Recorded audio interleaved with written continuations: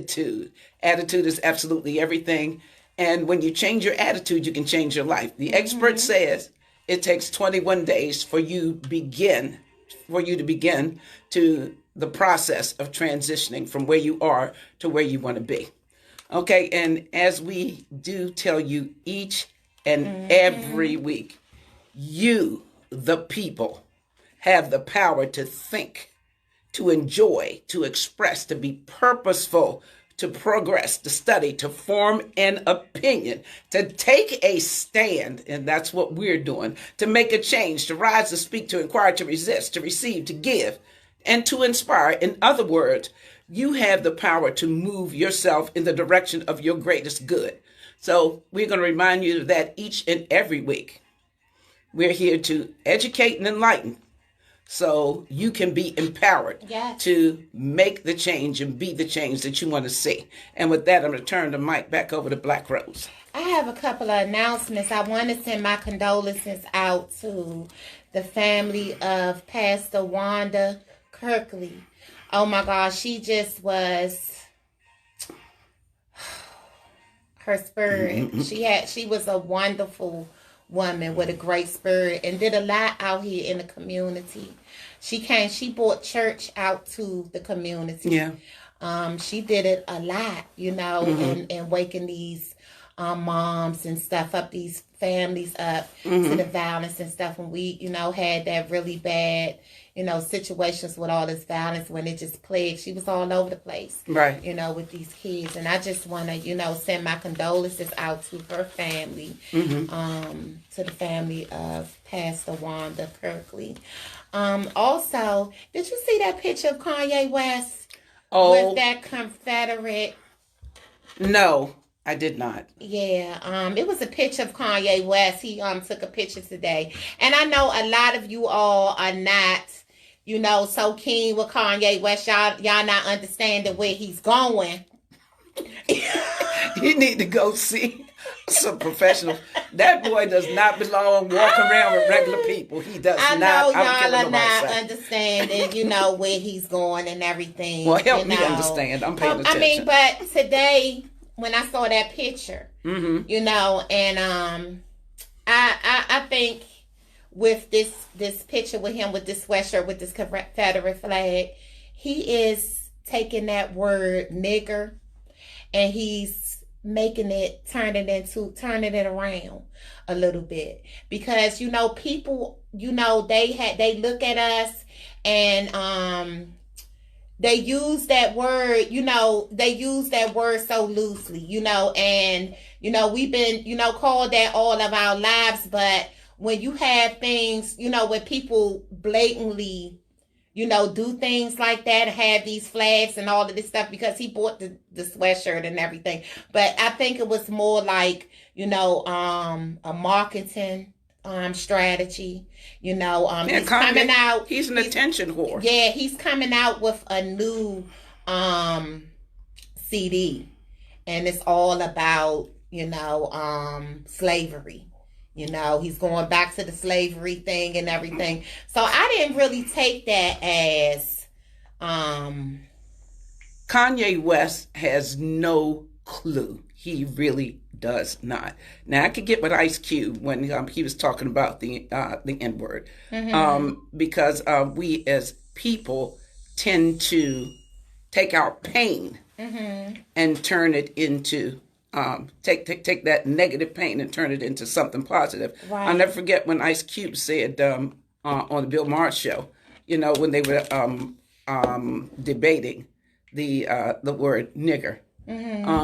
He said, it's our word now, because we've taken it. You can't have it anymore. Right. Because when you had it, it was associated with slavery, with mistreating people, with killing people, burning them at the stake, that kind of thing. And that the hip hop folks did that. The rap folks turned it into, and I'm going to say, a positive in our community, and that's the best. That's the best expression that I can give.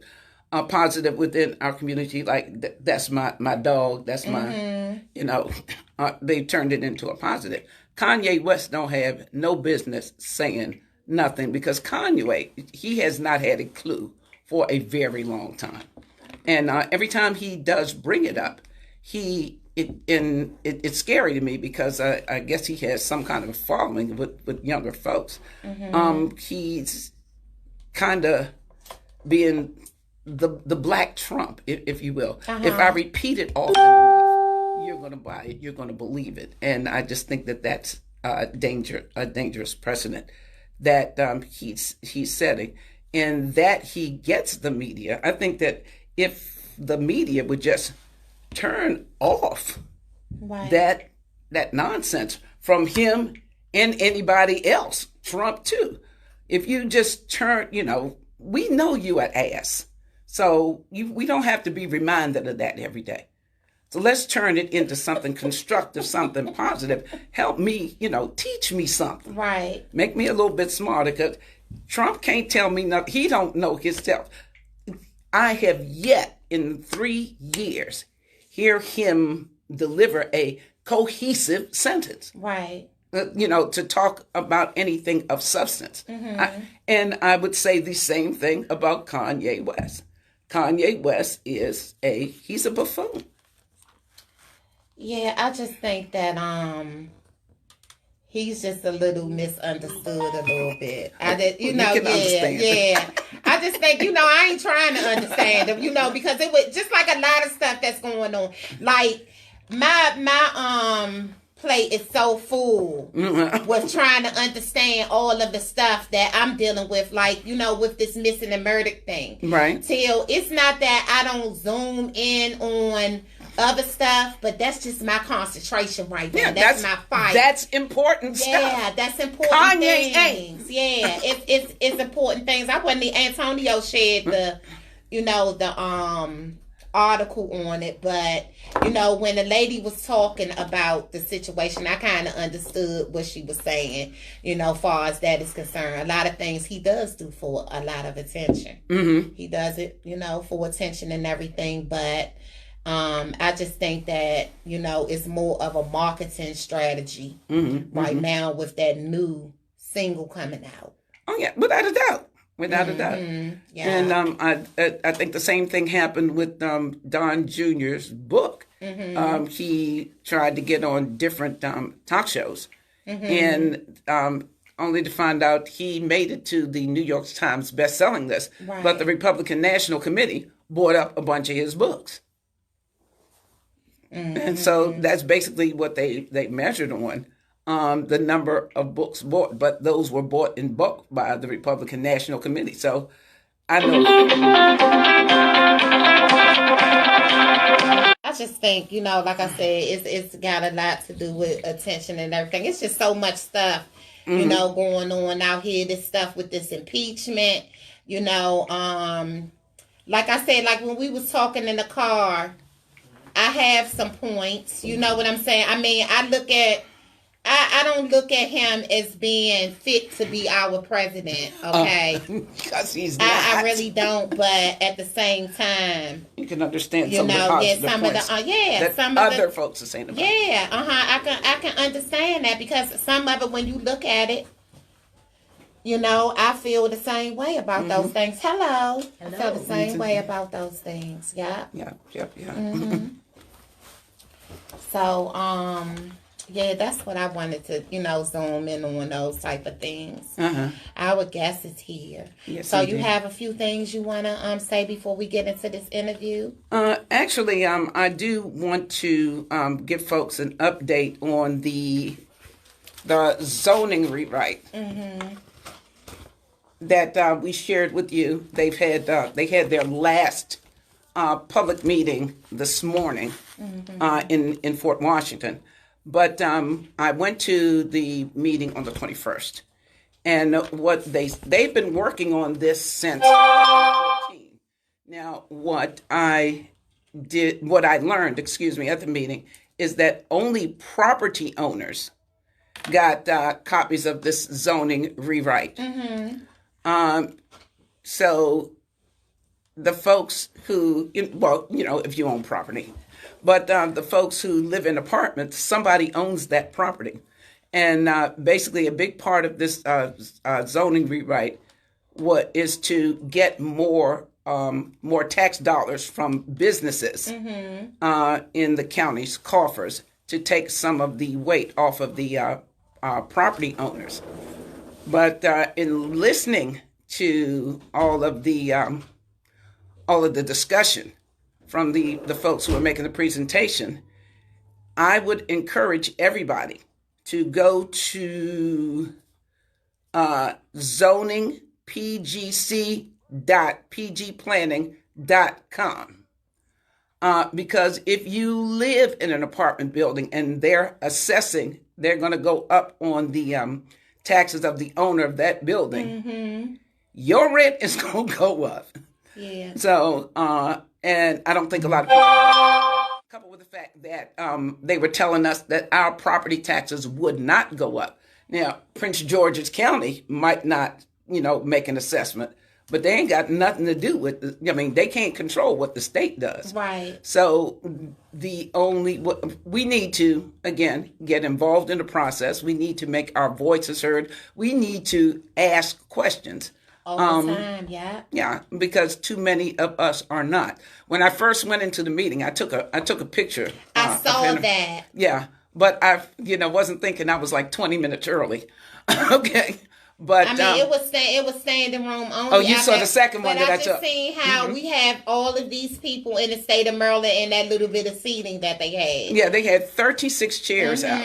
Now, because that's telling you what they think of you. Yeah. They don't think you're going to show up. So you got to surprise them. You got to start calling, your county council rep. You got to surprise them because they ain't used to hearing from us. Right. You have got to get involved in the process because only you can make the change that you want to see. It's we the people. And I think that a lot of you all are picking up on that since, especially in the last 3 years, because just like Rose said at the top, you stayed away from the last election. Now that is coming back to bite you in the proverbial butt. Yes. You've begun to pay attention, and I applaud you for that. But get involved, stay involved, ask the questions, and just make the difference. Be the difference that you want to see in this county. So with that, I'm going to veer over to our guest. This young lady, we met when we took the 13-week course at the Citizens Police Academy. Yes. And I was really, really excited and impressed with her presentation because, I think of myself as a reasonably intelligent person, but she was teaching me some stuff that I had no clue about. And I really do think that our children need to hear what she has to say. I think that what she has to say needs to be in every public school in this county. And I'm talking about from elementary on up. So Ms. Cheryl Banks is our guest today, and she's worked as a community educator on sexual violence since 1976. And as you know, that is Rose's passion. Okay, she's been the community educator and volunteer coordinator at the Domestic Violence and Sexual Assault Center at the University of Maryland Prince George's Hospital Center since 1992. She's been providing training for police, medical personnel, social workers, attorneys, and many other professionals, as well as hundreds of presentations to elementary, middle, and high school students and community members. Ms. Banks is also an instructor for the National Organization for Victim Assistance Academy, and an advisor for NOVA's National Advocacy Leadership Center. For 25 years, Ms. Banks served as a consultant to the Montgomery County, Maryland Department of Health and Human Services Child Welfare Program. She worked with Montgomery County Child Welfare Services to develop programs and trainings for child care providers, teachers, guidance counselors, clergy, and other professional organizations on child abuse and neglect. Ms. Banks also worked with the Montgomery County Victim Assistance and Sexual Assault Program to develop trainings and presentations on sexual assault and acquaintance rape. That's what we need to hear. Or that's what excited me anyway. In 26 years, she has successfully delivered nearly 4,000 sexual assault prevention presentations to over 100,000 high school and college students. We need her, as I said at the beginning, from elementary on up. So with that, I'm going to turn the mic over to Cheryl Banks. Cheryl. Clap it up. Thank you very much. If anybody's paying attention at home about how many years I've worked, I want you to know that I am not 114 years old. Much of that was done simultaneously. I was working 3 part-time jobs at the same time. And so please know I am really not 114. And I didn't start when I was 5 either. That's the other thing. I like to say that too. But it's my pleasure to be here. I'm really excited about community getting involved because I really believe that change can happen, but it won't happen unless the community at whatever level commits to change. That's right. Exactly. Yeah.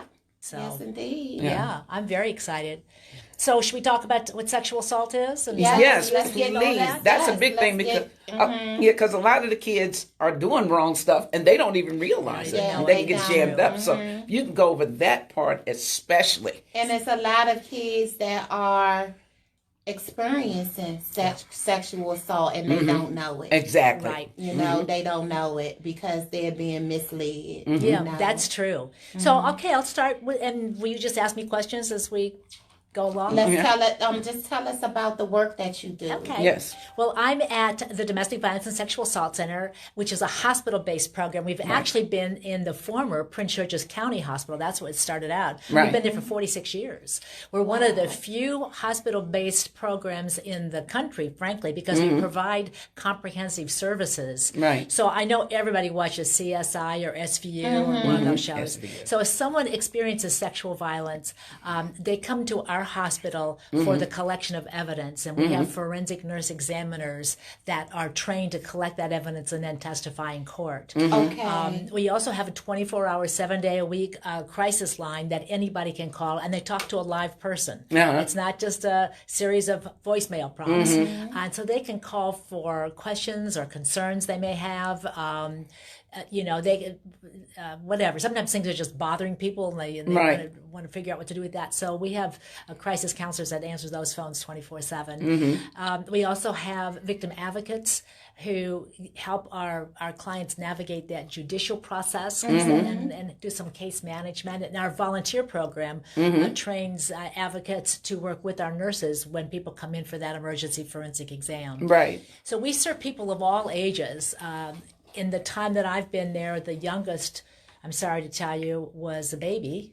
And the oldest person we've had, I think, is 95 or 96. And Wow. we've had Really? all ages in between, all genders, all ages, who come in who've experienced sexual violence. What are some of the type of people that experience sexual violence? Well, probably the common age area are teens. That's probably, we do see young children as well. And those folks are usually sexually violated by people whom they know. Right. It is also true that most of the time people are sexually violated by people whom they know. Yes. I'm just trying to think in my head, the people who are elderly were generally sexually assaulted by people whom they did not know. Right. Although that isn't always true. As I'm thinking I back over found the out years. that 41% of children, underage children who are being sex trafficked by family members. Yeah. 41%. You know, We have that happening here in our county as well. But it's not new. There's a lot of focus on sex trafficking right now. But Right. as you mentioned, I've been in the hospital for almost 28 years. And we've been providing services for human trafficking survivors since I've been there. Right.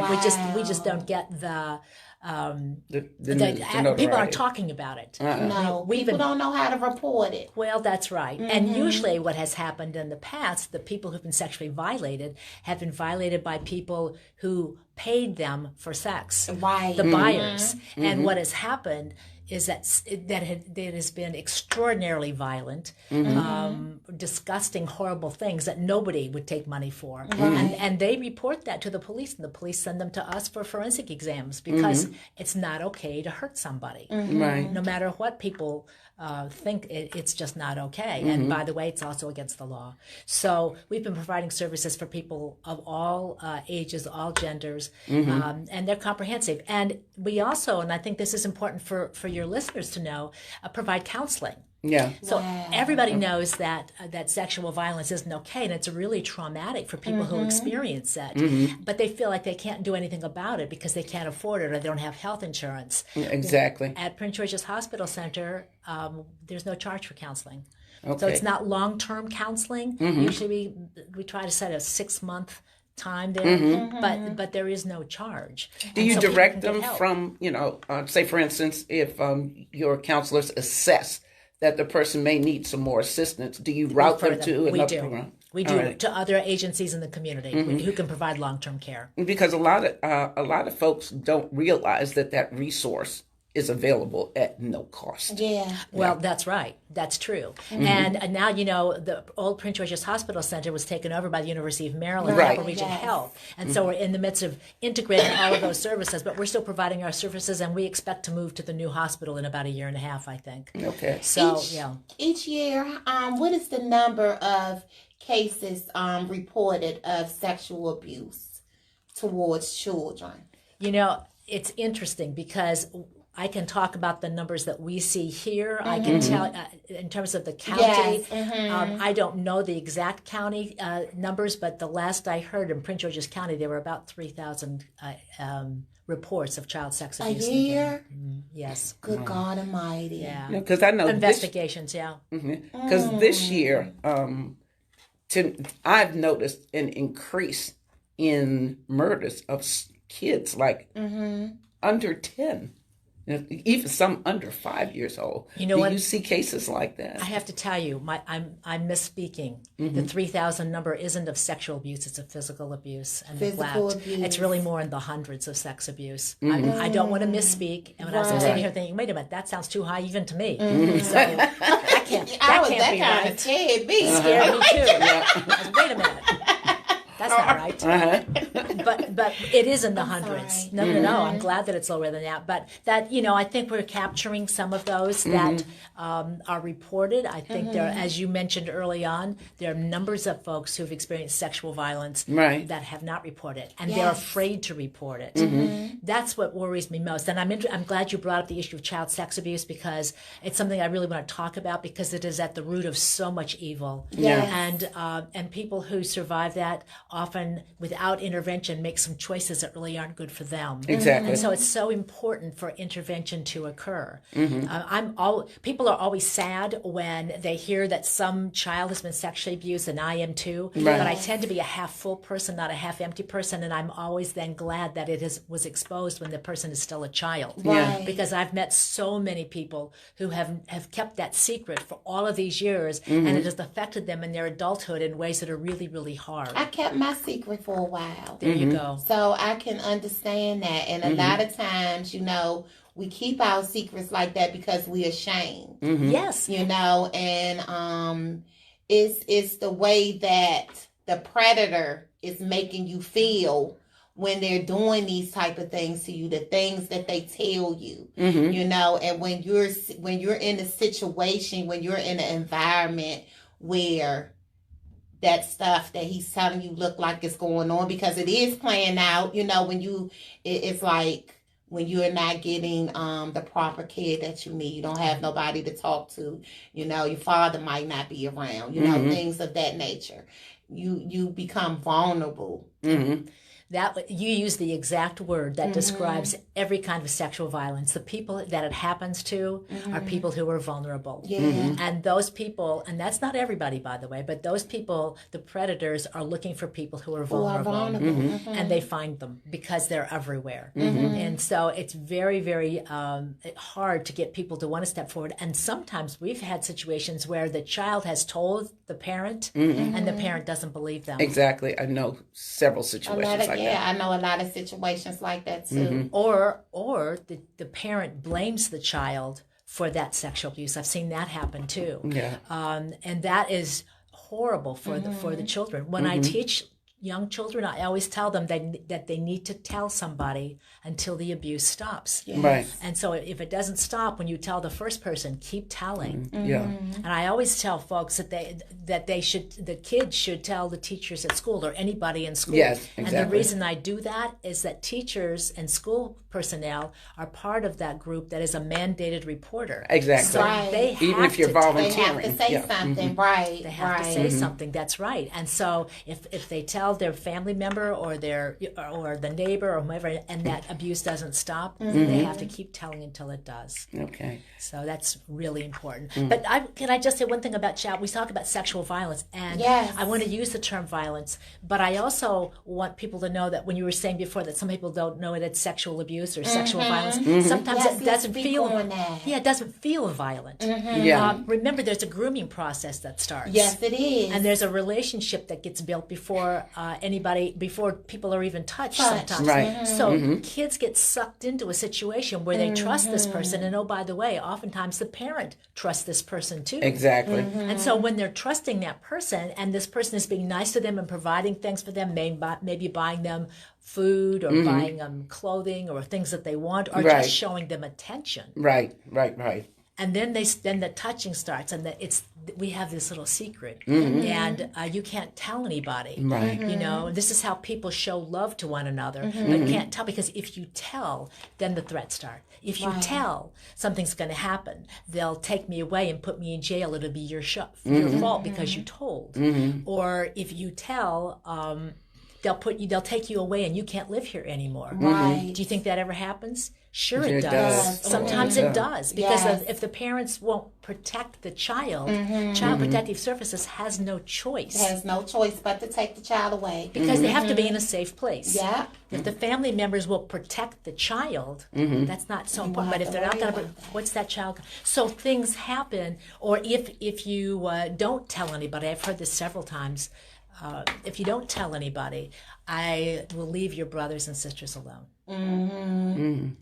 Wow. And I remember a woman I met years ago who was told that by the father figure of her house. I don't remember if it was her natural father, her bio dad, her I don't know who he was, stepfather, whatever. Right.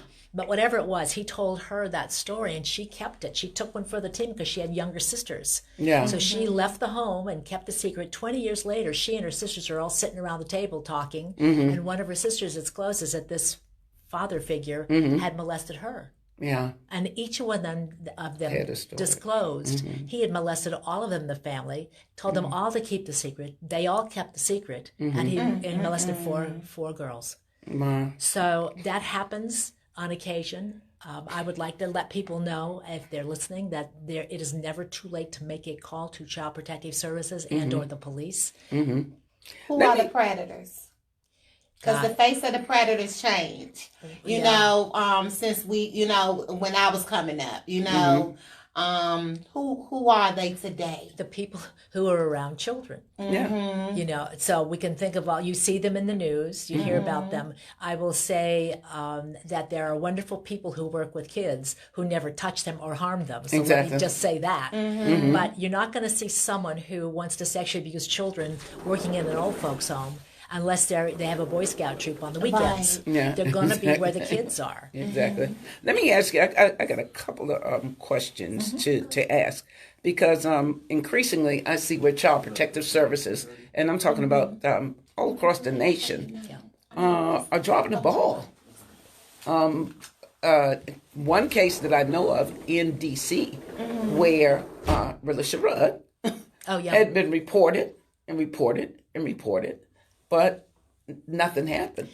They didn't find her a safe space. And I can't speak to the details of Relisha Rudd, but having worked for Child Protective Services, I can say this sometimes. They only can go by what they know. And so sometimes people aren't willing to be forthcoming. They're not willing to tell the Child Protective Services what is going on. Sometimes kids, in fact, I know for a fact that we had a little girl at our hospital years ago, before I got there. Or no, it was when I first started, I think. And she was brought in for a forensic exam by Child Protective Services. And she lied and told them that nothing happened. How do I know that? Because I met her 20 years later. And she told me the truth. See, the thing with Relicious case was, all of these people had these horrible stories to say about her after the fact.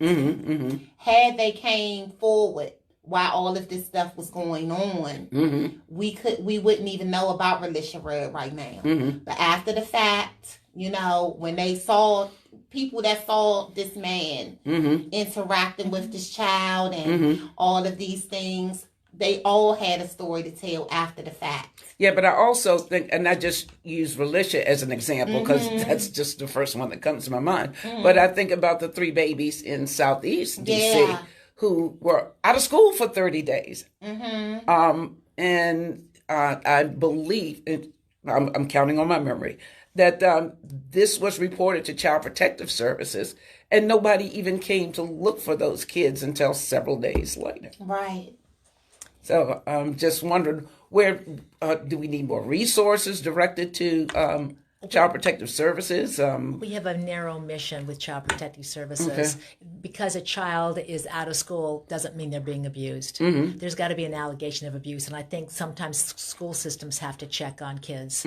But 30 days out of school, that wouldn't, for me, if I worked there, I would. That would raise a red flag to me. Something is going on. Somebody needs to look at that. Wouldn't a welfare check be a good idea? And that's a law enforcement issue. Oh, that's a law enforcement issue. Okay. A welfare check. And somebody has to call. And somebody has to call. And who notices that they're out 30 days? Did the school make calls? I don't know. I'm just saying I don't know. Well, after this child had been gone for 30 days from school, then they asked for an excuse. Then and only then did they ask for an excuse in that situation. So when they got the excuse, you know, the situation with that. Well, usually they make robocalls if a kid is missing for 3 days. Yes, but I mean, you know, who's home to get the robocalls? Do you see? Yeah, who's and who and all of the families might not have a phone to make a robocall to. You know, which given that situation with Relisha, it wasn't no phone in the house. So I'm not trying to make excuses for any of the agencies. I just want to understand because I just don't. It's different. You know, it's different factors. You know, to the situation, and a lot of times, like I said, it all falls down on the parent. Well, it does, and it's a community issue, right? And the neighbor who hears the fighting going on next door, right, and hears the kids screaming, has to make a call. And I, having worked for CPS, I can tell you that you know they need some details about that, right? And to call Child Protective Services after the incident has occurred, it is probably it's hard to determine what's going on in the house.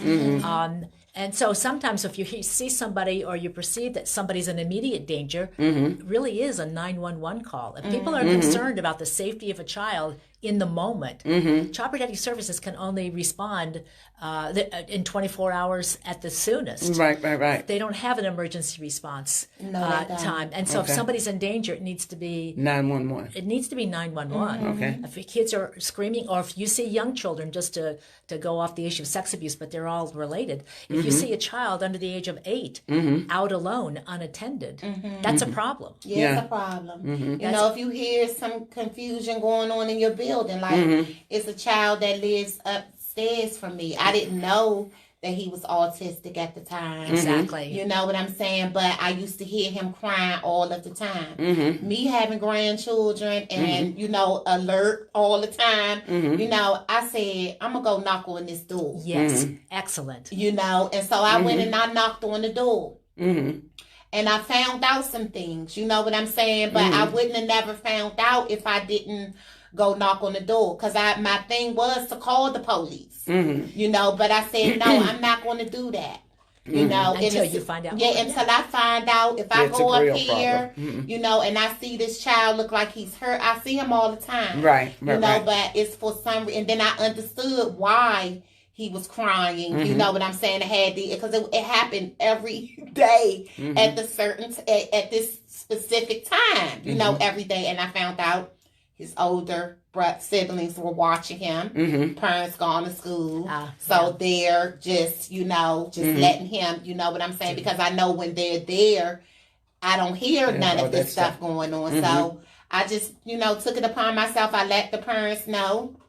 you know, that let the children know that if, you know, they have an issue to come, right, because they live right over top of me, to come downstairs and knock on the door. That's the village that it takes. Well, you know, it's funny. We had the same situation in my own neighborhood, in my across the street neighbor. It's the exact same thing down the street. There was a child who was, and she said that really was bothering her. And we walked down the street. But I've worked with kids who have developmental disabilities, and we went down there, and I heard what he was doing, and I recognized it. And I said, I'm not worried. He's not being harmed because I could tell the cadence, the pattern. You know, I recognized. My family worked with children, so it's the same thing. You know, so if you done been around that stuff all of your life, you know how to relate to it.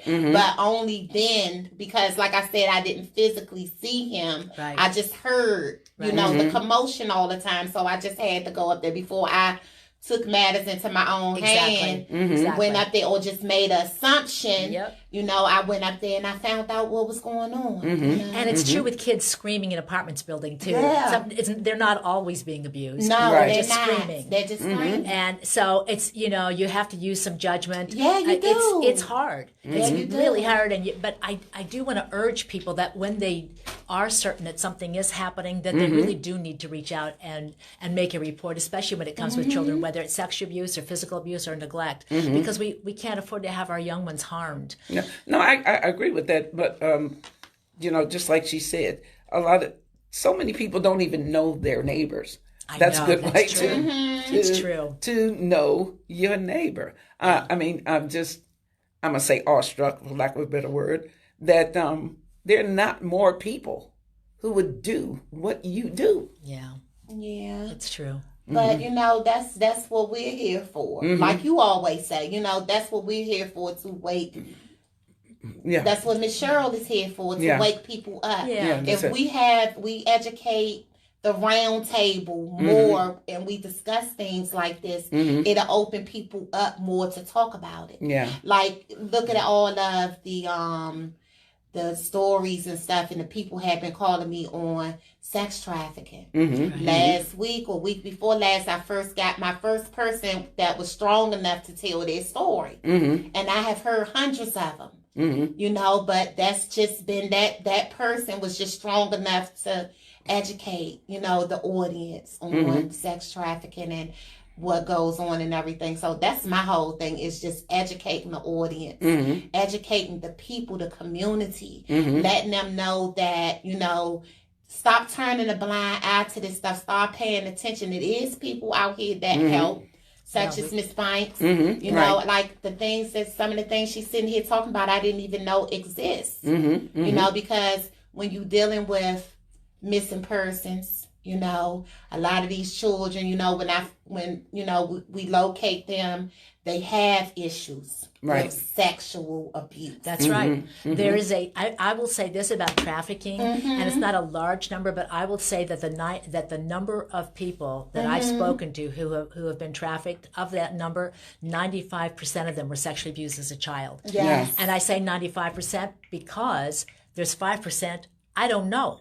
I don't flat out ask people, were you sexually abused as a child? It comes up in conversation. I got you. But the issue is, a lot of times people have experienced that child sex abuse, and if we can get involved at that time, when the abuse occurs, we can provide some intervention. I also want to mention another resource that we're a part of, and that's the Family Justice Center. Are you aware of the Family Justice Center is right outside the courthouse, and we have an office down there, and many organizations around the county are at the Family Justice Center, including services for trafficking. Tell the audience, what is the Family Justice Center? Because you tried to call them the other week. Okay, the Family Justice Center is one-stop shopping for intimate partner and domestic violence, as well as sexual assault and trafficking. Okay. So there are services there that provide, I guess, information, intervention, referrals for folks who are needing it. If people, and the important part is that you don't have to make well, if it's child abuse, you have to make a report. But if somebody is in a domestic violence relationship, for example, and they don't know what their options are, they can come to the Family Justice Center and speak to people from they can speak to law enforcement if they want to, but but they don't have to. They can speak with the sheriff's office. They can speak with social services. They can speak with an advocate. They can speak with an attorney. They can speak with all kinds of people. They have all kinds of resources. All kinds of resources to help them make a decision that's best for them. That's really the goal. And they can turn around and leave and think about what it is that they learned. They can, it's a place for services here in the county. Right. And so it's very helpful. But they're also trafficking resources there. Yeah, I had located a child. It's been like a month ago. And, got her home and everything, but her situation, she was with an older person, and, got her home to her mother and everything, and, it just went haywire. And her mom was even afraid to even say anything, because she was scared she was going to run away again, and things of this nature. And I reached out to the Family Justice Center trying to, maybe I didn't word it right or something, but I'm trying to find, because with these missing girls, a lot of them that are located, they are they have come from situations with sex trafficking. Yes. And so in case, just for your information, if they're under the age of 18, that's a Child Protective Services issue now. Okay. Child Protective Services can be called and getting involved in those situations because of the safety of the child. So if the child is unruly? No, if they're if they're being trafficked. No, but what I'm saying, about if the child is unruly, like when she comes back, when she comes back from that situation, like even with being with an older boy, because people don't understand the concept of that, like the age is in the putting the the sexting and things of that nature. Just explain that. I do need to explain. Break that. Yes. Yeah, break that all the way Break down. it all down. You got 2 hours. Oh my God. You got 2 hours to break it down to them. I probably still have more to say. That's the bad part. All right, let's talk about the age. But I do want to say, even if, before I get into the age, and I will, if a child under the age of 18 is selling themselves for money, Right. sex for money, Right. Yes. that is a Child Protective Services issue. Okay. Because the law says they can't. It's not possible for them to do. It's illegal, and that is something where law enforcement can be brought in, but also the Child Protective Services can, and they may be able to provide the parents who are struggling with the kids, the out of control kids, with some help and resources, because that child may not be safe in their own home, not because the parents aren't willing to keep them safe, but because they're drawn to the trafficker. Situation. The trafficker. Yeah. Okay, so let's talk about the age of consent. People are going to think I'm going to say things that sound contradictory. I'm really not. I'm talking about sexual assault now. Right. I guess before I do that, let me tell you the difference between sexual assault and sexual abuse. Right. We Yes. use both of those terms.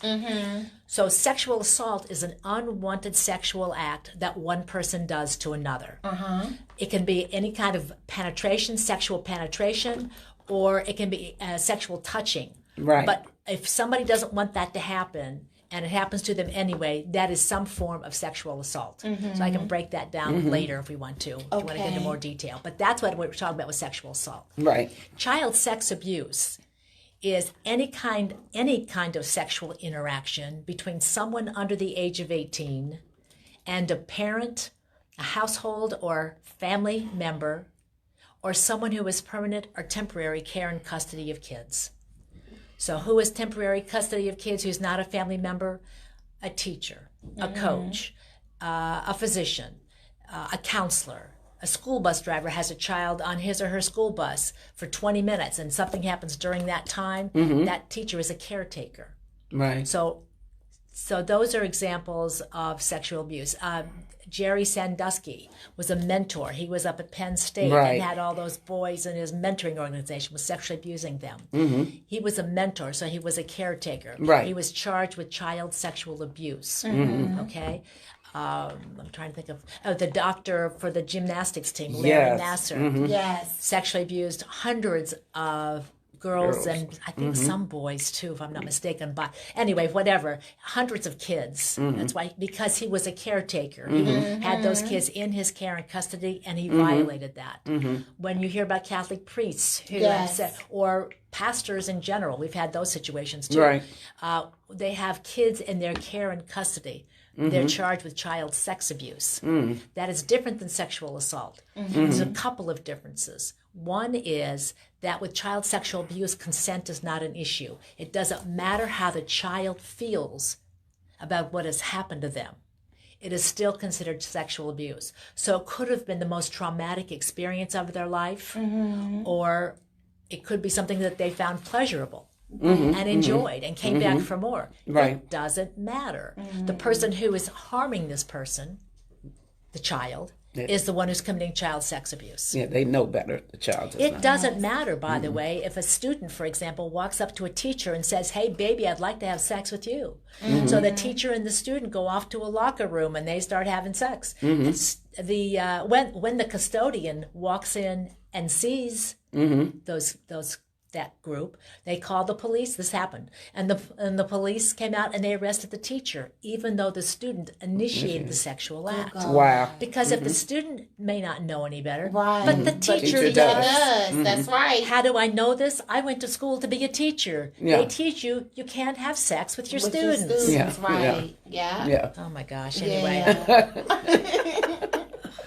So it doesn't matter how the child feels about it. It could be a traumatic event, or in the example I just gave, maybe the greatest day of the child's life. Whatever. It's still a crime. That's Yeah. right. Okay, so that it doesn't matter. There's consent is not an issue. The other piece is with child sex abuse, it is required by law to be reported to Child Protective Services. Okay. Yeah. Okay, sexual assault is not. Right. Okay. So if I go to a high school, for example, I had this happen numerous times, and I'm talking about rape or something like that, and then a student will come up after school or after class and tell me they were raped by their family member.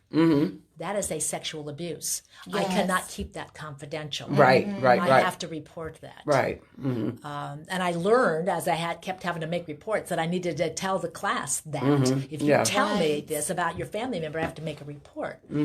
And so I was not trying to trap people, but in my mind I was speaking about one thing and they would bring other things into it. And now I'm in a situation where I have to make a report. Right. So everybody has to. There are certain mandated reporters in our state where they will lose their licensing, and now there's a criminal penalty for failure to report. So those mandated reporters are law enforcement agencies, social service providers, healthcare providers, and educators.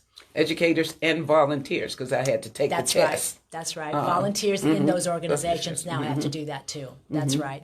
And so we're all mandated reporters, and so it's important that we make those reports, and that's to protect children. So that's sexual abuse and sexual. So there is a difference with sexual assault. If a student came up to me after class and told me they were raped by their date on Saturday night, I did not have to make a report, and because I'm at the hospital and we have HIPAA agreements, confidentiality issues, Right. I would be violating that student's confidentiality. Exactly. I can encourage them. I can facilitate a report. I can call the police and arrange for an interview. I can do all those things, but I can't make a report if the child doesn't want me to, if it is a sexual assault. Right. If it's a sexual abuse, we have no choice, but we have to report.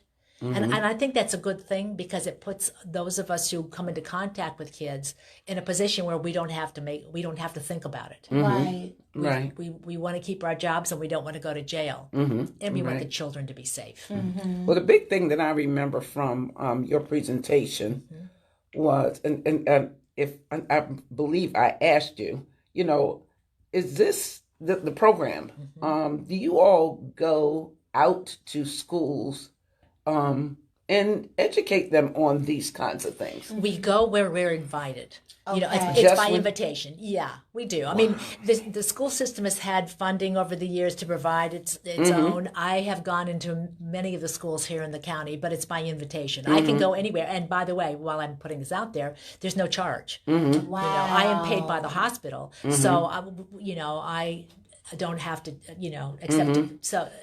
accept monetary donations. So I can go anywhere.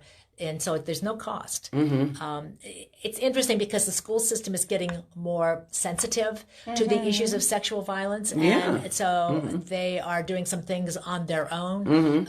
And so I'm not aware of all of those. I was in sort of the planning of some of those, but I don't know how that's evolved. But it's really by teacher, and I've been doing that since I started in 1992. So I've been to a lot of the schools, talked to a lot, and had some amazingly wonderful experiences. Let me just share with you. Okay. Since we have 2 hours, we got a lot of time here. We can talk. I had to tell you, This is a very important issue. It is. It's crucial. I have to tell you how much I love working with the schools and the students in the schools in Prince George's County. Right. I really do. I so enjoy talking to the students because what I find is they are very interested in learning about these topics, about sexual violence and trafficking and all of that. They're very interested in and they're interested in learning about it. And what I've also found is that they're sharing that information with their friends. Exactly. And that's big. They just want to know. And I guess you can tell that I don't really mince words. I tell them exactly what I That's another see. thing I liked about your presentation. Well, as you know, I've been around a while, so it's sort of amazing that the kids would listen, but they really do. And they're willing to ask questions, and I always answer as honestly as I can. Right. Because I don't know where the question is coming from. So if I know the answer, I'll tell them my take on it. Yeah, exactly. And I'll also say too, that I'm the mother of sons. I have 2 of my own and 3 stepsons. No daughters, but now I have granddaughters and grandsons.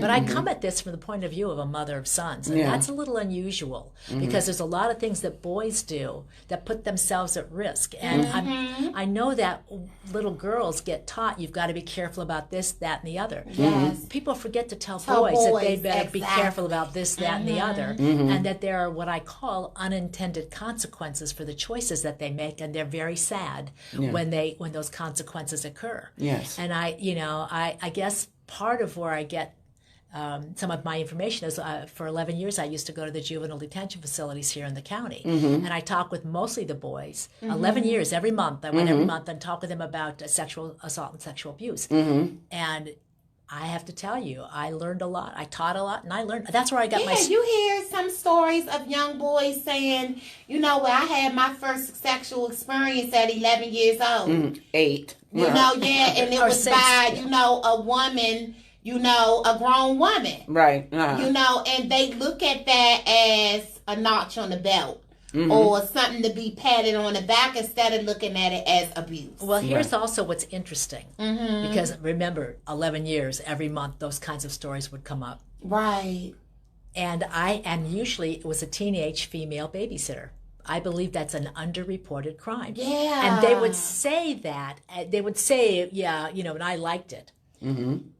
But I am not so sure that they felt it. I think they knew they were supposed to say it. But I saw a lot of hurt in the detention facility.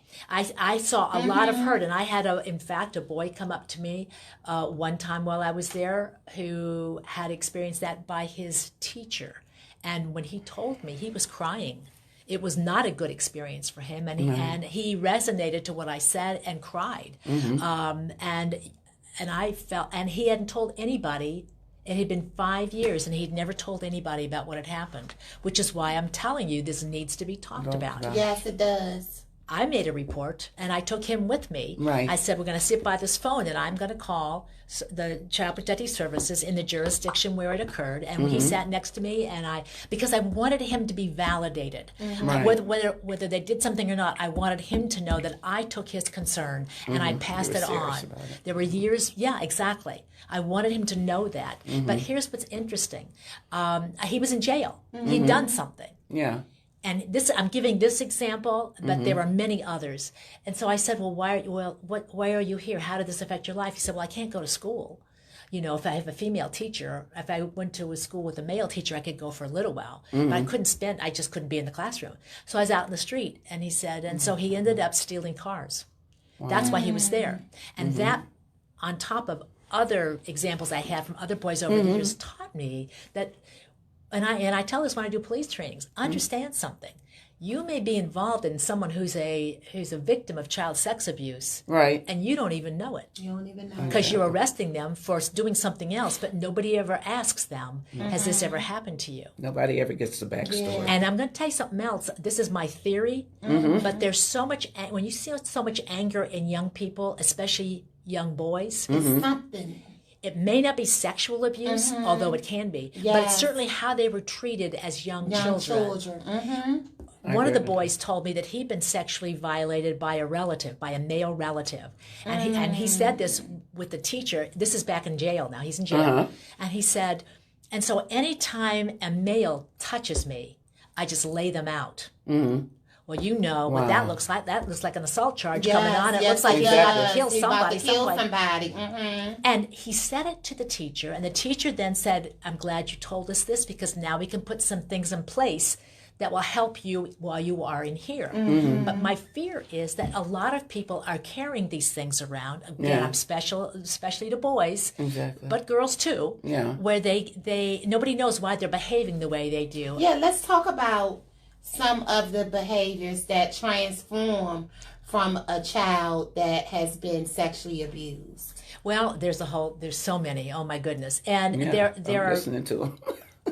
There are lots of choices. Now, there's always a danger because when I start listing some of those behaviors, someone at home is going to go, my child does that. And their child may not have been sexually abused. But at least that'll start some dialogue. I'm not here to say that everybody who's experienced what I'm about to say was sexually abused as a child. I'm just saying these are some of those common things. And some of them might be running away from home. That's an example. Someone who is involved in eating disorders. Bulimia. I actually have done presentations at clinic for folks who go for eating disorders because they found the rate of sex abuse is high. Cutting or suicide attempts. Now, not everybody who's cutting or attempting suicide as a teen was sexually abused as a child. I'm not saying that. But what I'm saying is you have to at least think about that possibility. Alcohol or drug usage can also be an indicator. I've had kids tell me those stories as well. But people can be getting drunk or high and not experiencing sex abuse. So but all these things come together. Certainly, depression or other kinds of maladaptations to situations that occur. Depression, sometimes mental health diagnoses are often as a result of trauma.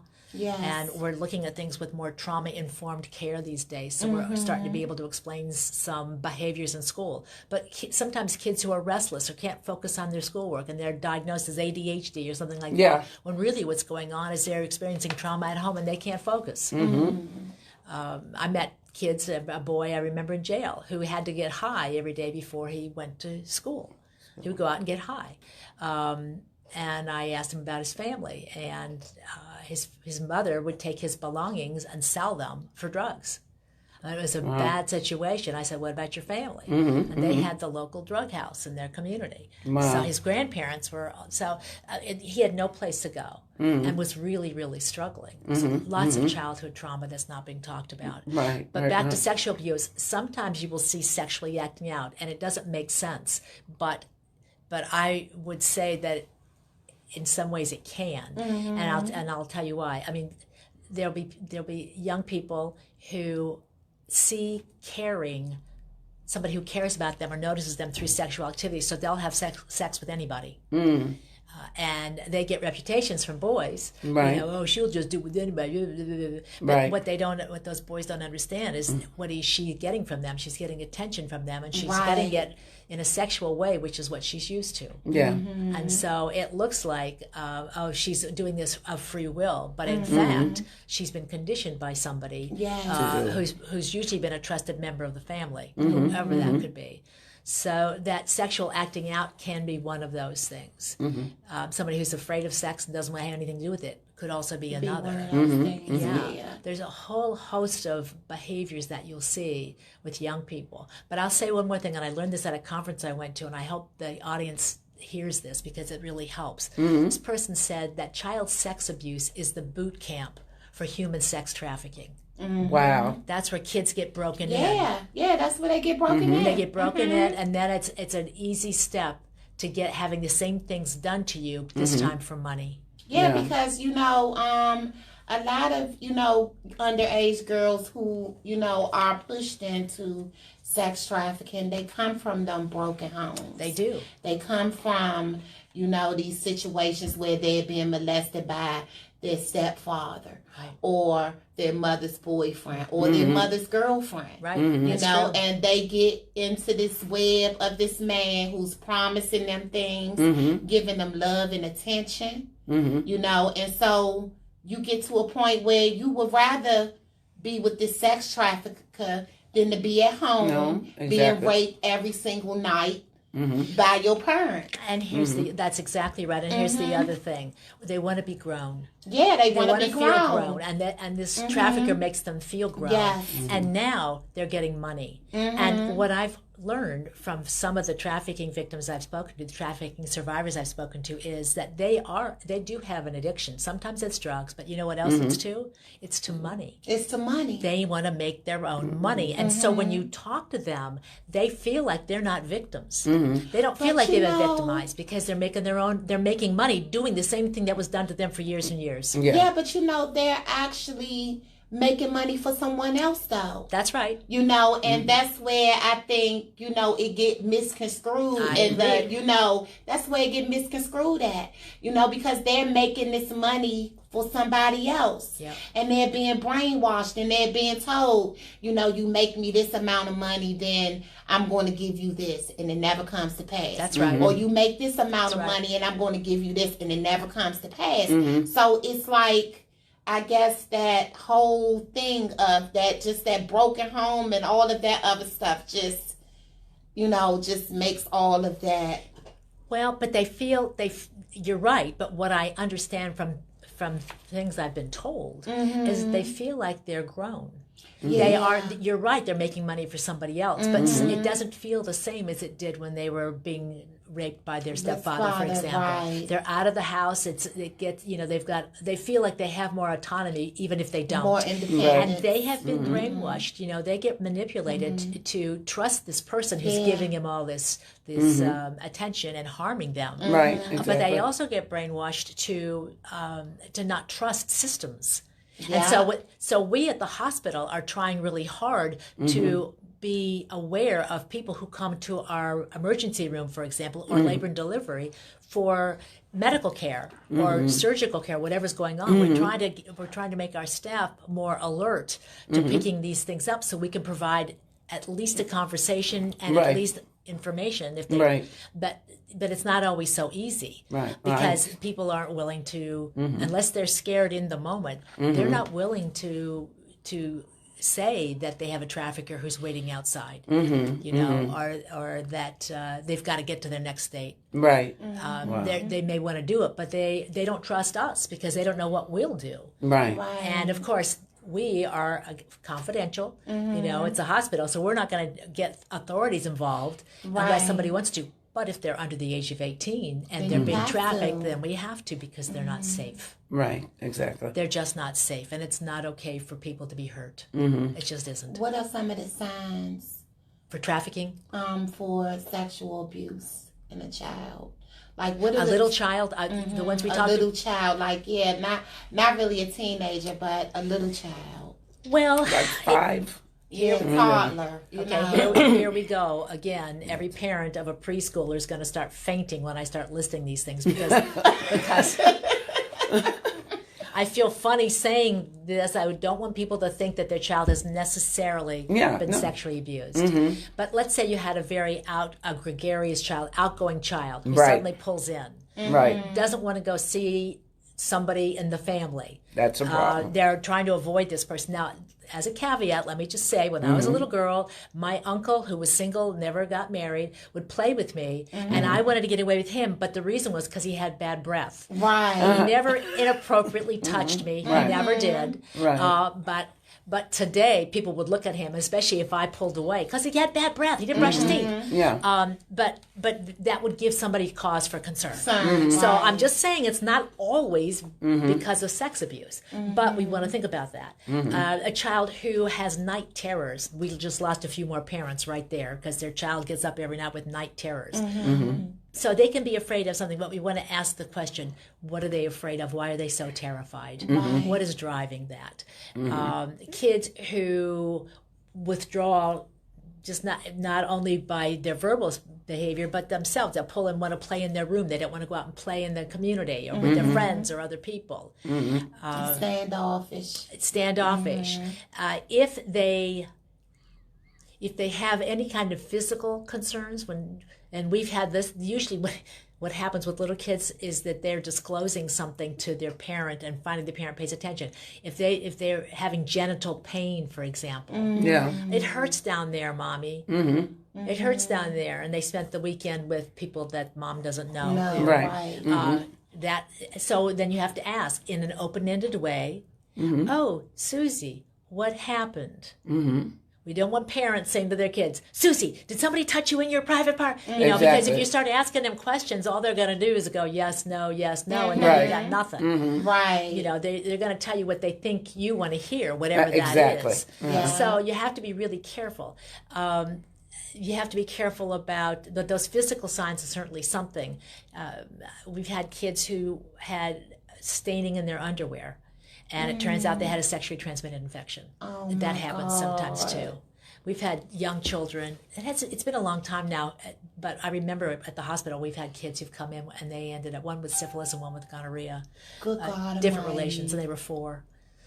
So that can happen too. Although I think, as you mentioned before, those people who are looking to harm children are learning how to do things differently these days. Right. So they are. They're not leaving. They're leaving the trail. The trail. But we've had that in the past. But we'll see children, just behaving differently. And so the question is, what's wrong? What's the matter, Susie? Right. Open-ended questions to see if you can get Susie to answer. And Susie may not, because Susie may be afraid of what's going to happen. And one thing with little kids, if they haven't been given permission by their parents to tell beforehand, they are afraid to upset their parents. They're afraid. They think they're going to get in trouble. They're going to get in trouble. And if they make their mommy or daddy cry, and believe me, that's something parents cry about. Exactly. I feel the same way. I feel like joining them sometimes. It's so awful. But when children when they're young, like you're describing, then they see that they connect that they've hurt their parents, and they don't want to make their parents cry. Exactly. They don't want to make them sad. And so when people come to the hospital for an exam, the child goes in and speaks with our forensic nurse by herself, and sometimes the parents want to go in with them, but we can't have them go in. Exactly. Because that influences what the child says. Yeah. Right. And the nurse has to hear from the child so that the child isn't protecting anybody. Right, exactly. And it's maybe just the parents' feelings, and the parents may mean well, but really the child has to be able to feel safe and comfortable telling the truth. Right. And they're afraid they're going to get in trouble or they're going to get punished, Right. and maybe they've been told that they will. So it's hard for them to do that. And I guess I would say one more thing, although it's not as common now more common now, I guess, than it used to be, and that's when you hear children speaking in language that is inappropriate for their age. Of course, now they got to just be listening to certain music. Don't get me started on that. Yeah. Or this show will go an hour longer. Either. Don't get me started.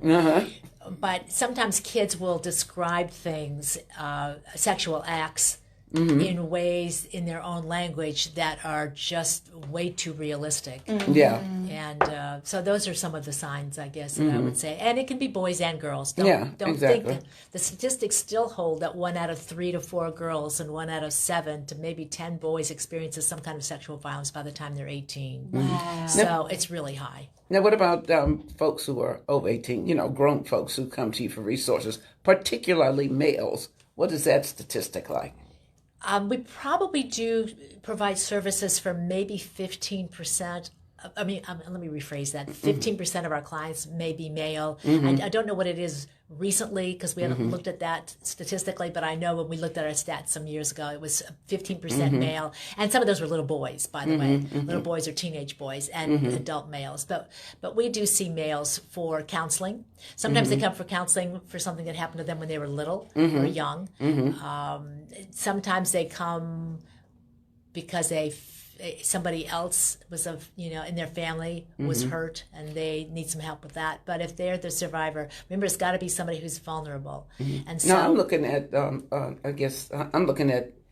domestic violence situation. I'm talking about grown folks who may have children, but will not strike out because the system is so, and I'm going to say against males. Yeah, because they're being harmed by their partner? Yeah. You're saying? Yeah, their wife. Well, for counseling, we don't see them because we just don't provide counseling for domestic violence victims. It's only sexual assault victims for counseling. But we do refer them to people at the Family Justice Center, for example. Right. Now, does every county have a Family Justice Center type resource? No. But every county does have some resource for domestic violence. We have them here in this county. We have a shelter in the county under the CCSI, Community Crisis Center. Forgot the SI. It used to be Family Crisis Center, but it's not anymore. It's CCSI. They're partners at the Family Justice Center too. And they have a hotline and they have a shelter. And they can provide shelter for male survivors. We've had male survivors of domestic violence when they come to the hospital. Sometimes it is a male partner. Sometimes it's a female partner.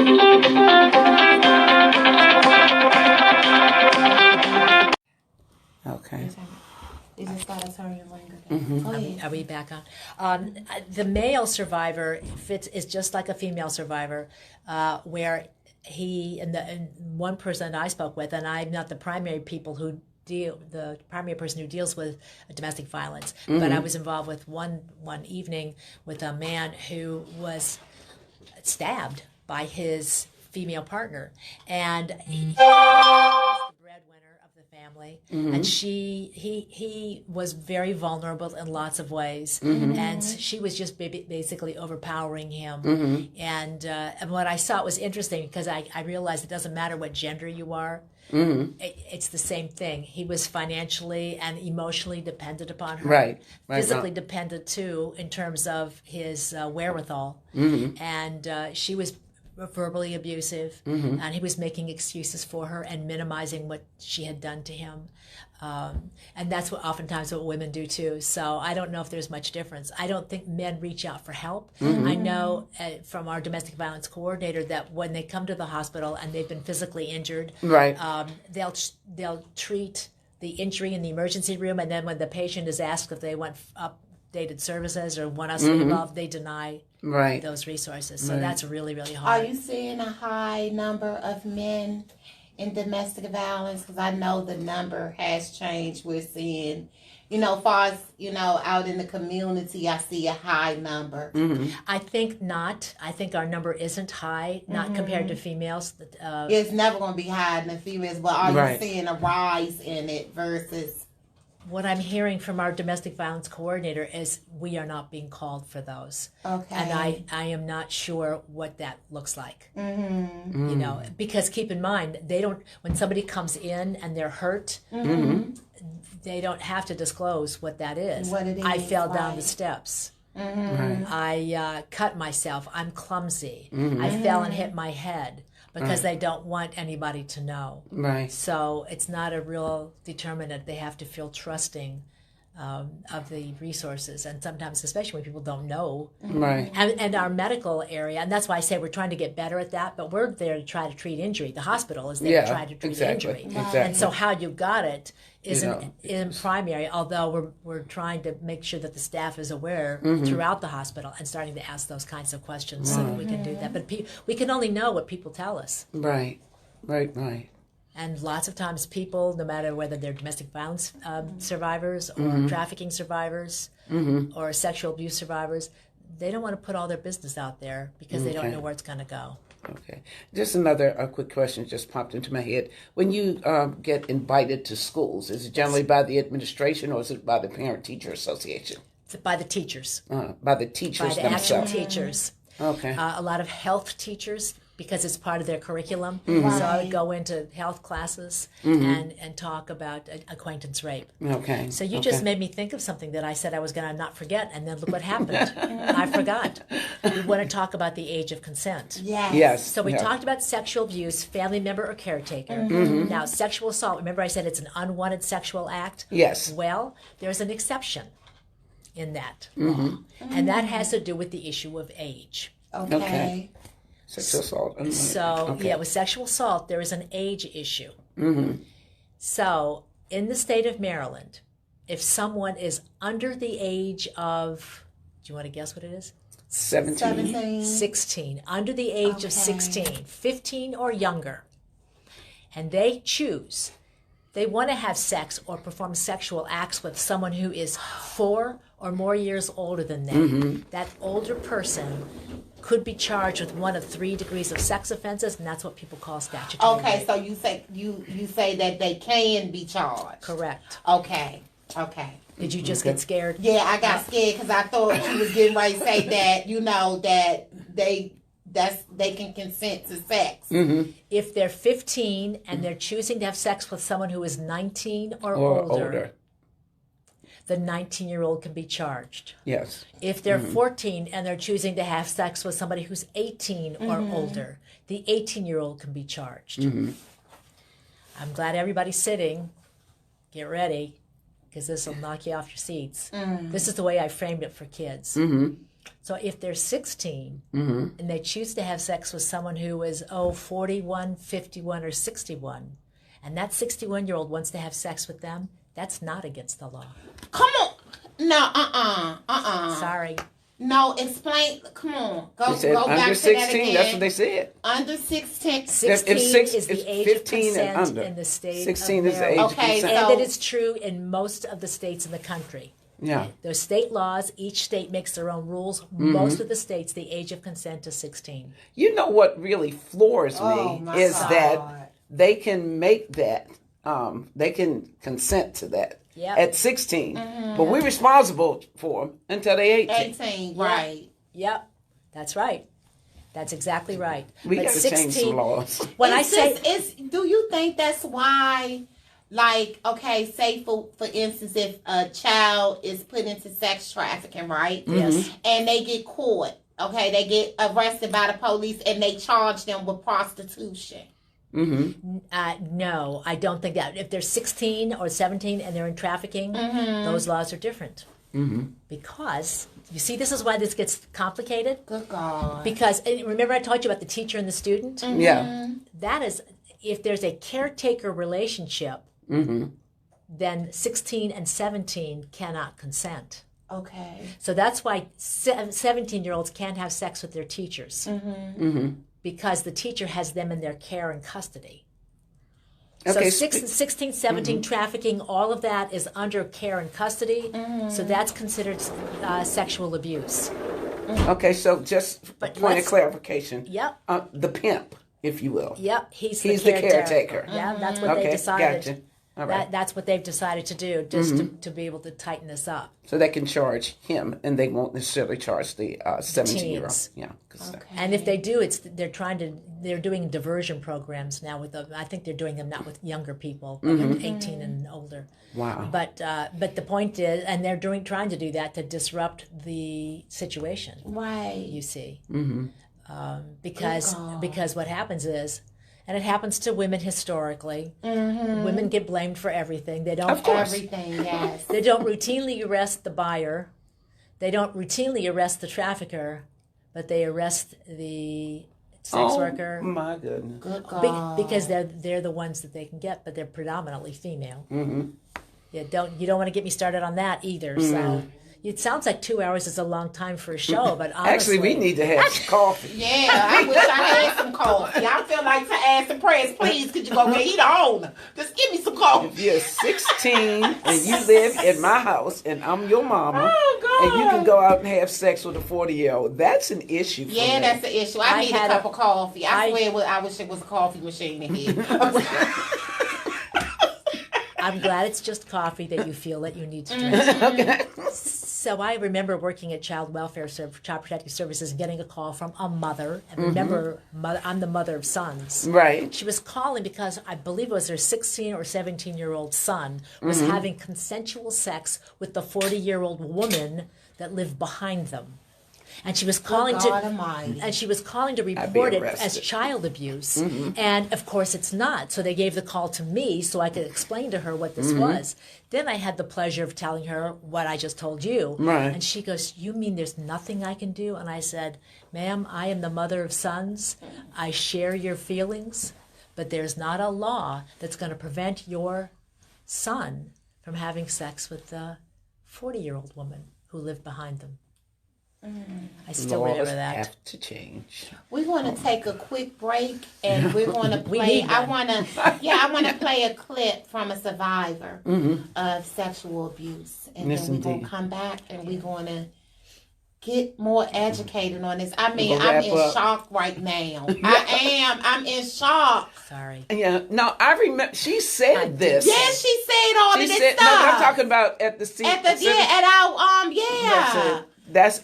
I think that's when the light bulb went off because people don't know that. Right? Yeah. I didn't know that until you said that. So when we come back, I want to talk to the boys who think that this is okay. Right. Yes. We're going to have that conversation. Yes. Because you know I don't think it's okay either. No. We're going to have that conversation We'll have that when we come conversation. back, y'all. Black Rose Yes, Party. indeed. Yes. Wow. Good God Almighty.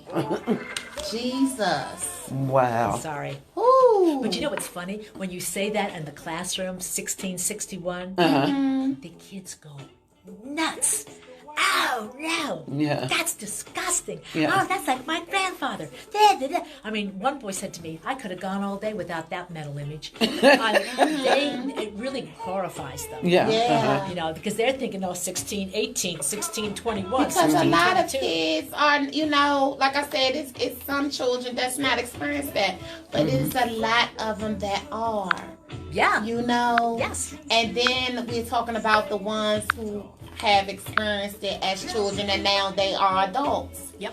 And so some of them are doing it to other children and, they still being sexually abused even as adults, right. Because of the different situations and everything. So it's like, it can be very overwhelming. It is overwhelming. It is. And, when she talked about the babysitter, we're not open air, right? Nobody can hear us, right? No, because we're on air. Yeah, I mean, no, we're not on. We're on live air, but okay. But I remember my boys telling me when we lived in an apartment that their babysitter had done that to them, but I didn't find that out until they got grown. Let me tell you something. Teens. I heard that so many times when I was in the detention facility, but then I started hearing it from the high school kids, the boys that would line up afterwards and tell. I've heard that story, and I think it's an underreported and understudied phenomenon. Because I've heard it a lot. Yeah. Way too much, and nobody's and because nobody says anything when they're little, because they think they're supposed to like it. Yeah. That is something. My boys told me they did. But I trusted these girls. Of course they did, and Did you guys see Antoine Fisher? Yes. He was sexually abused by I don't think she was a babysitter, but the point is, it really does happen, and it's crushing to those boys' lives. Yeah. When I hear, not to that extent of Antoine Fisher, but when I hear every guy tell me, I had sex at 11 years old, I lost my virginity, or I had, lost my virginity at 8 years old, I think of Antoine Fisher. I really do. Who did they lose their virginity to? Right. Therein is the question. We set up a bunch of our boys to be hurt and harmed. Yes, we do. And deny them that hurt and harm because it's supposed to we call it toxic masculinity, where they're supposed to feel a certain way when they don't, and so then they deny those feelings. And what do you think that does to them? Doesn't endear them to women like the boy. Exactly. Thank God he stood in front of me and opened up and cried. I don't even know about the other ones. Yeah. But at least he understood that what was done to him was wrong. It's what not do you okay. think of the concept of how, younger man, older woman, older man, older woman? Like, what is too young? Under the age of 18? With any, Okay. I mean, with somebody who's grown? I mean, And what is too old? Like, to be dealing with an 18-year-old. Like, say, for instance, who would be... What would you think would be too old to be dealing with an 18-year-old? Anybody outside of 10 years. I have to tell you something that's interesting. There's a woman I met years ago, and I got to know her for a while. She had been horribly sexually abused as a child, and as a young teen, she met this man who I think she ended up marrying, and he was much older than she, like more than 10 years. Yeah. But because he really took care of her, and I met her when she was 50, so this has been going, she'd been with him for years. He basically helped her heal without therapy from sexual abuse. And so I in terms of age, you know what the famous R. Kelly said, age ain't nothing but a number. But the truth of the matter is, I'm not sure that I would speak to an age, when people are grown adults and consenting adults, I don't know that I would say, well, a 35-year-old is no good for an 18-year-old, because I don't know if that's just true. There's another woman that came to us for counseling in the last few years who was a mess from what had happened to her as a child. And she was married to somebody much older than she. And how he could have stayed with her, to me, makes him a saint. But she's really healed. And I think because she can come back not so wounded, but healed into their marriage, that has a chance. I'm not passing judgment on anybody's. Okay. You're right. Okay. One day I'm going to stop passing judgment. So I'm not there yet. Well, sometimes they're what people need. I mean, I don't know.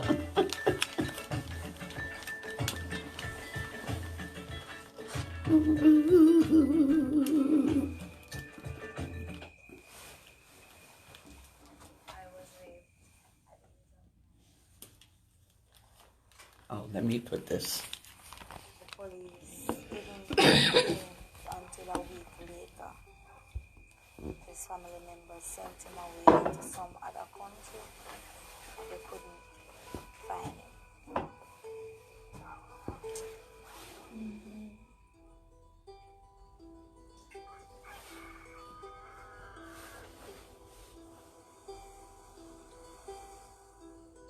In that family, it was as if something went wrong, you are to be blamed for it. I think it's very important when you have family beside you, because we can't do it on our own. That sometimes we need support.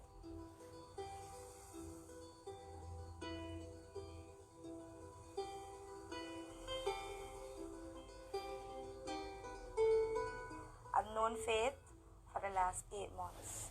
When I met her, she was very, very shy and scared. She told me that her stepfather abused her too. She told me that not to blame myself for what happened to me.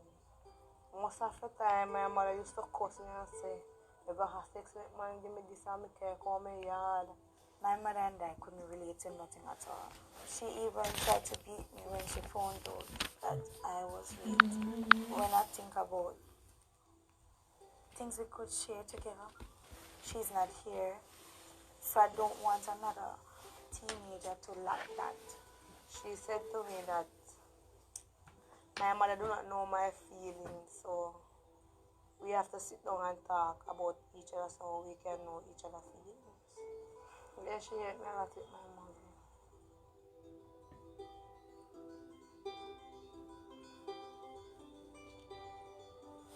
It's very important to have a bond with the child. Explain to them from very early what can happen.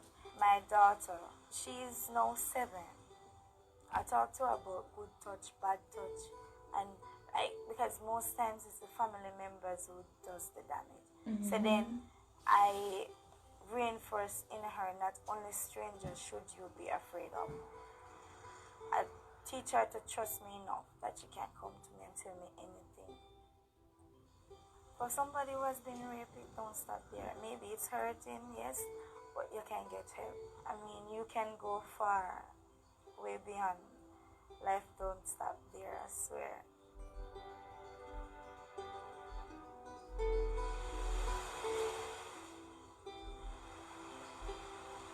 I don't think less of myself. I think higher.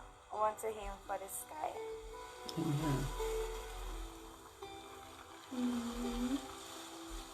Me and I went through actually the same experience. Me and I was on the same road.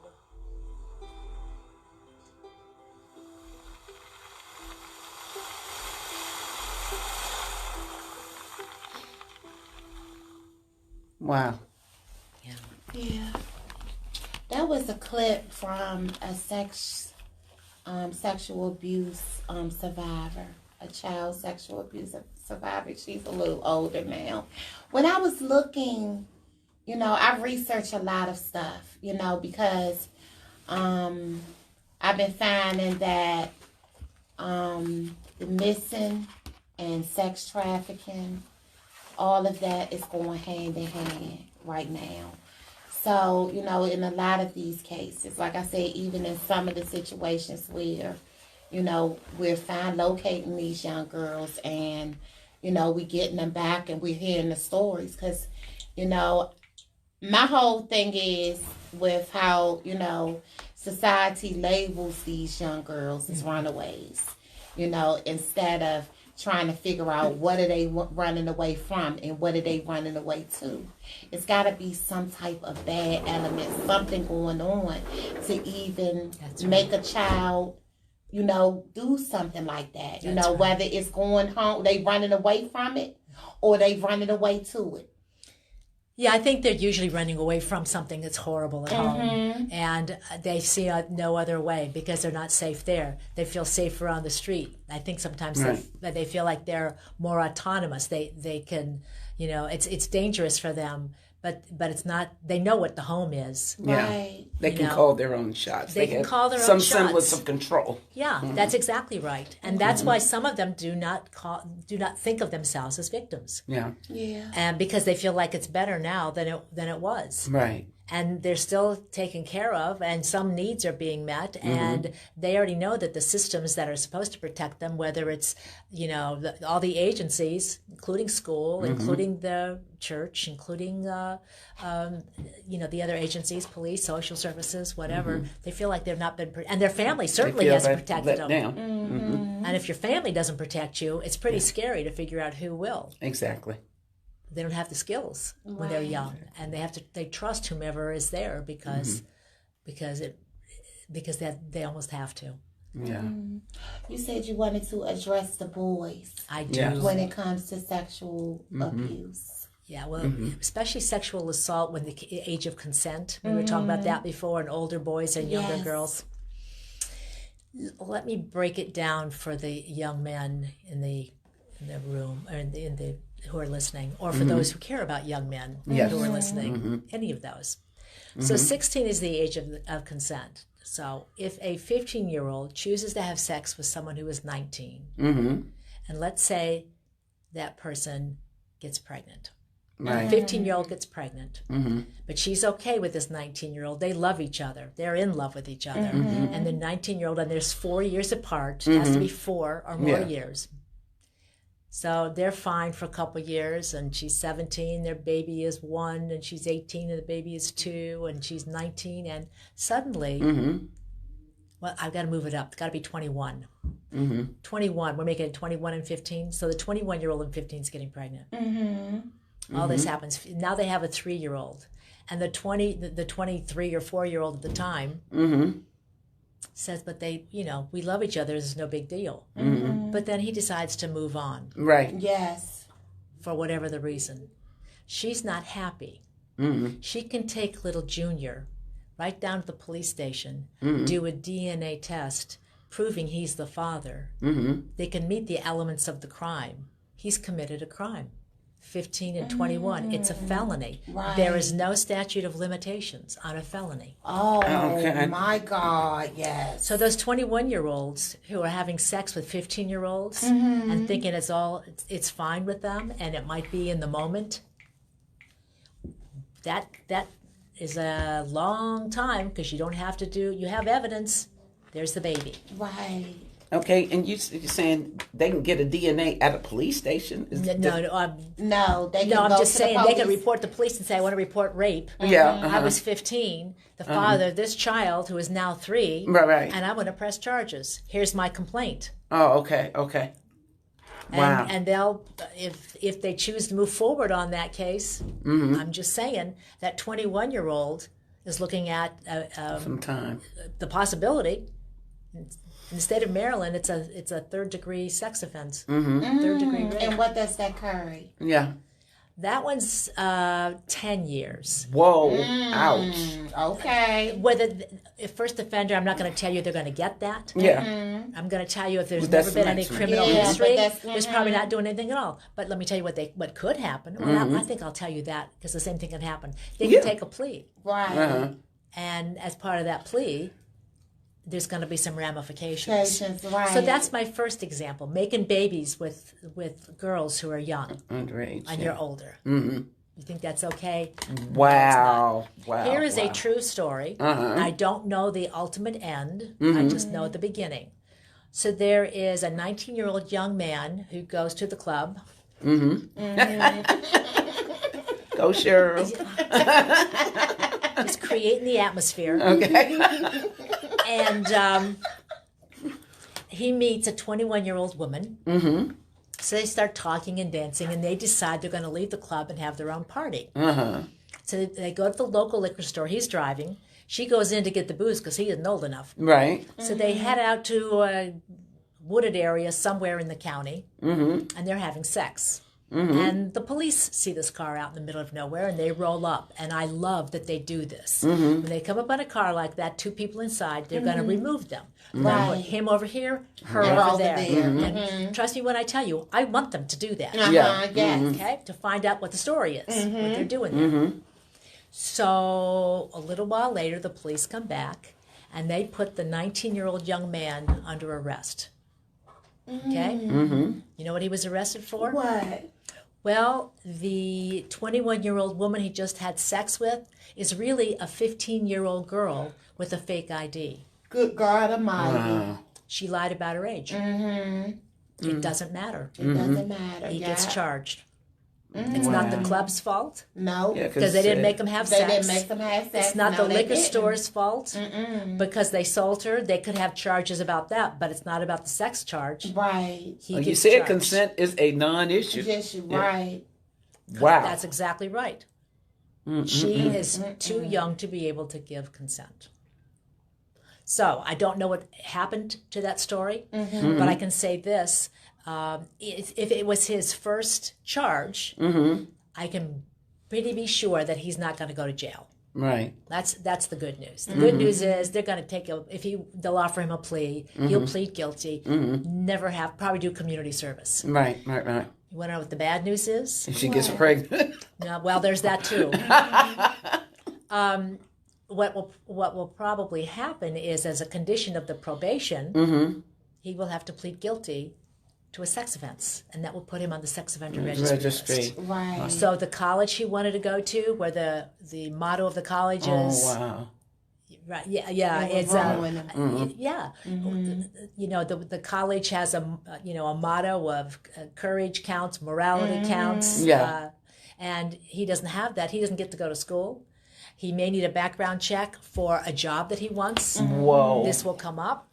Right. And he may need a background check for renting an apartment with his buddies. Right. And they won't let him because they don't like the fact that he's a sex offender. Right. Okay. Because he thought it was a good idea to have sex with the girl. And so I always tell kids, that were my kid, my son, he got arrested, I'd pick him up at the police station. I wouldn't keep him in jail. I'd post bond for him. I'd put him in the backseat of the car, and as we're driving home, I would say to him, son, help me understand where you learned that it was a good idea to go to the club, meet some woman you've never met, and head off and have sex with her because you didn't learn it in my house. Right. We have been talking. We coming up on the 6 o'clock hour. Oh, that's what I was getting ready to say. We coming up on the 6 But we talked about this too. This is a question I want to ask. Sex offenders. You pulled up. Yes. Ask that question. Yes, because I was getting ready to ask that. Okay. Now, from my understanding, our understanding is sex offenders are not supposed to be around schools. Mm-hmm. Or what's the proximity? What's the proximity of sex offenders in schools? You know what, truth be told, I don't know the answer to that. It's so many feet within so many feet, and I don't know the answer. It's just feet. Oh, it's just feet. It's not miles. It's not miles. Okay. That's right. Okay. It's feet, not miles. I think so. I think it's 300 feet or 200 feet. I don't really know. When can you come back so we can have part 2 of this? No, seriously. No. Because it's a lot of ground that we need to cover. We still need to cover. Let's talk. I got my people on here. They talking about great shows, or everything, you know. So when can you come back and we can do part 2 of this? Let's talk about a date. Okay. We'll have to sit down. I would be happy to. This is fun. Yeah. This was great. This is crucial because our children do not know this. Yes. And again, I didn't know some of this until I said in your presentation. And I just think it's kind of life and death information. It is. If people, like you go to college, you don't want to mess up your life because you don't know. I tell, especially boys, because they think it's all free. They think they can do what they want. They need to understand that there are consequences. There are unintended consequences for choices that they make. Girls have them and boys have them. Everybody has them. Right. They don't like what's coming. They thought it was fun at the time. Right. I mean, if I may be so bold and talk about some of the headlines in the news, people want to see what's happening with Prince Andrew right now. Yes. He thought hanging with Jeffrey Epstein was a good idea. And this sounds cold, but I feel like I say this to everybody else. I might as well say to him, sorry for your loss. Sorry for your loss. That's right. Yeah, because the entitled need to understand there are consequences. And we're not doing this anymore. We're not having it. We're not letting this sexual exploitation go under the table. We're going to call it out, and it's going to stay called out. We're not going back to where it started for me 40 years ago when you couldn't get people to talk about this. We're not doing that. Now we're teaching people to come forward when it happens. Speak up, speak out. And I would love to come back and I would like to talk about some of these things and also some of the ways the community can get involved in doing That's what we need. Give our audience some numbers for your organization. Oh, wonderful. Thank you. Domestic Violence and Sexual Assault Center, 301-618-3154. 301-618-3154. And that's domestic violence and what? Sexual Assault Center. And we are part of the University of Maryland Capital Region Health, and we're housed in Prince George's Hospital Center. Okay, is this a 24/7 number? It's a 24/7 number. Okay. Yeah, and if somebody needs to call because they've just been raped, they can call and talk about their options, and they can come to the hospital, get evidence collected, and get themselves taken care of medically. Can I say one more thing before? Absolutely. It's sort of important. It's important for people to know that when they first experience sexual violence, they don't know what to do, and they don't know if they want to talk to the police. The law says they don't have to. They can come to our hospital for a forensic exam, and it's true anywhere in the state and in D.C. You can come and get a forensic exam, get that evidence collected while it's on your body, get treated medically, and then the evidence is collected, and you can decide whether or not you want to go forward with the police. Awesome. So it's really important. They can maintain their own autonomy. We don't have to call the police unless it's a child who's been sexually abused by a family member or caretaker. We already covered that.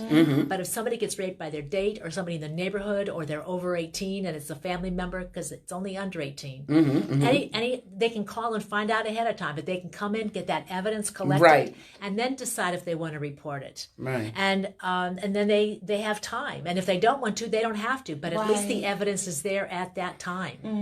And that is very helpful to them. They can get medication for pregnancy, prevention, and sexually transmitted infections. They can get themselves checked out medically, any injuries taken care of. And the state will pay for that.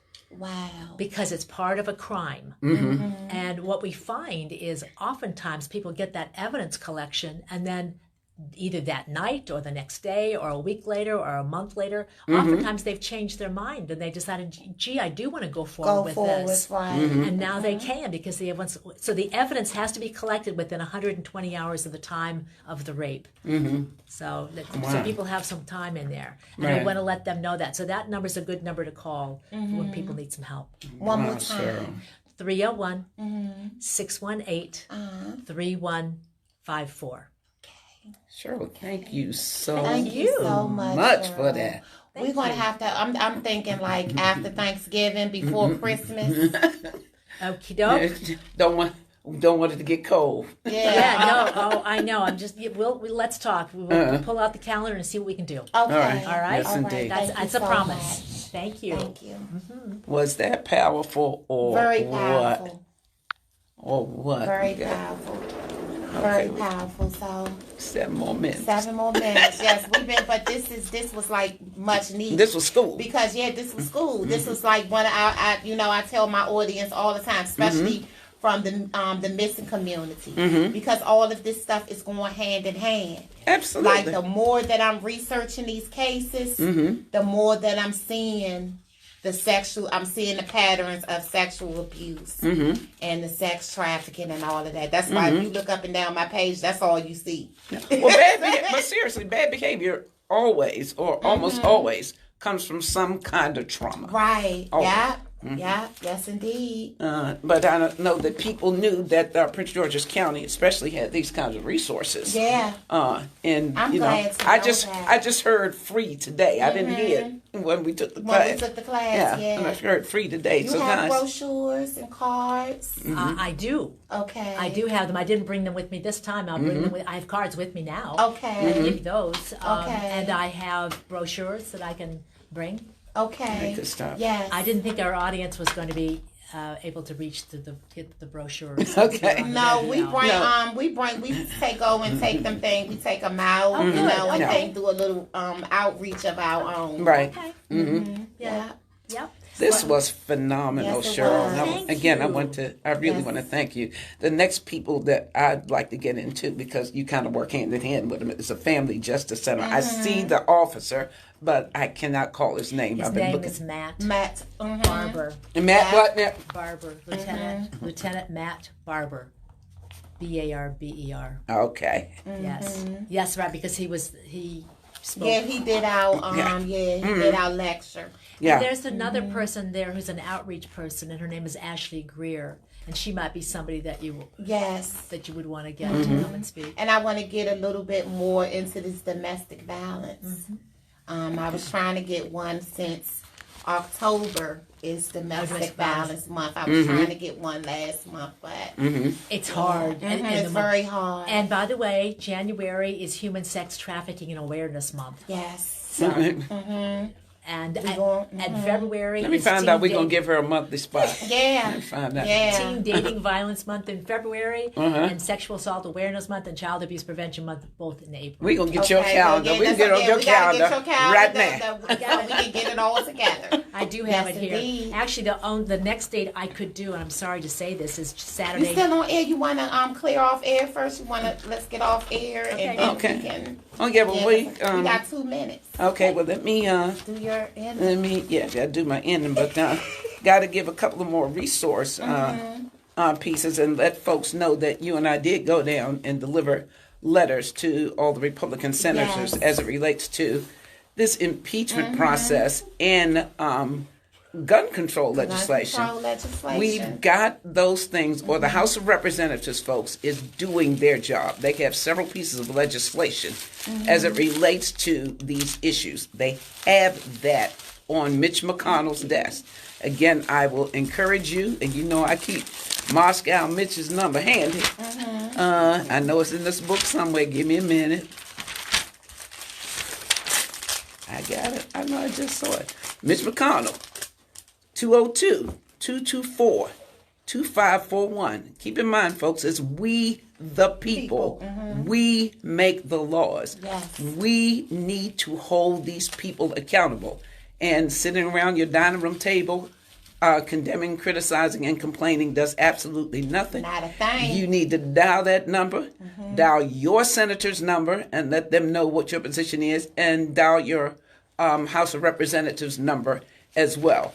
Okay, also Prince George's County, as an aside, the the county council puts out a monthly newsletter called the County Connection Newsletter. And I encourage you to call your county council representatives, give them your email list so you can be on top of things happening in the county. Yeah. And you can make your voice heard or lend your support to certain issues. Because I'm telling you, this zoning rewrite is going to impact you. If it don't impact you tomorrow, it's going to impact you within the next couple of years. So you need to pay attention to that.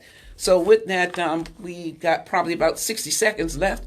And as always, we bring you in with something positive and we try to take you out with something positive. So count your blessings instead of your crosses, folks. Count your gains instead of your losses. Count your joys instead of your woes. Count your friends instead of your foes. Count your smiles instead of your tears. Count your courage instead of your fears. Count your full years instead of your lean. And count your kind deeds instead of your mean. Count your health instead of your wealth. And by all means, count on God instead of yourself. This is A21 from Black Roses Community Garden Radio. Black Rose, we're out. Thank you. Thank you.